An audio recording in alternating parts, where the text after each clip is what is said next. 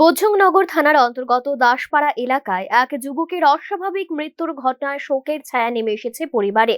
ছেলের মৃত্যুর পর কান্নায় ভেঙে পড়েছেন মা। তিনি অভিযোগ করেছেন, ছেলের প্রেম ঘটিত সম্পর্কের জেরেই এই মর্মান্তিক পরিণতি ঘটেছে এবং এই বিষয়ে তিনি সংশ্লিষ্ট তরুণীর বিরুদ্ধে অভিযোগ তুলেছেন।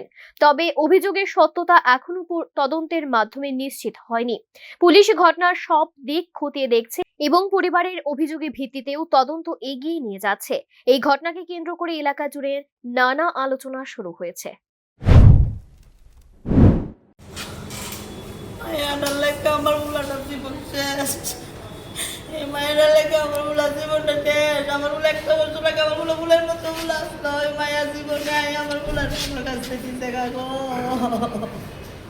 মেয়েটাকে ঋতিকা বিশ্বাস মায়াটার বাড়ি ইউনিভার্সিটি। আমি জানি না কোনাটা সঠিক কথা দেবে তো শুনতাম।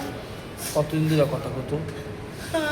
1 বছর হয়েছে গা। আমি মনে করছি বাবা তুই যদি পছন্দ করলাম বিয়ে করামো, তারপর তো খালি কাইচা লাগতো, মাথা ঘুরতেতো, বুয়া গিলাইতো, মায়েরা কন্টিনিউ ওর লগে লেগে থাকতো।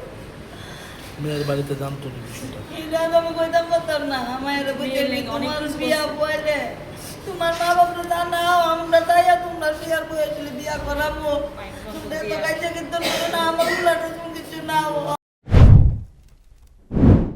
অনেকেই বলছেন, কিশোর কিশোরী ও তরুণ তরুণীদের মধ্যে অপরিণত সিদ্ধান্ত, আবেগের বশবর্তী হয়ে নেওয়া পদক্ষেপ এবং সম্পর্কের জটিলতা অনেক সময় বড় ধরনের সামাজিক এবং পারিবারিক সংকটের কারণ হয়ে দাঁড়ায়। তবে কোনো ঘটনার জন্য তদন্ত শেষ হওয়ার আগে কাউকে দায়ী করা সমীচীন নয়। পুলিশি তদন্তের পরই মৃত্যুর প্রকৃত কারণ এবং অভিযোগের সত্যতা সম্পর্কে স্পষ্ট ধারণা পাওয়া যাবে। Bureau report, news now.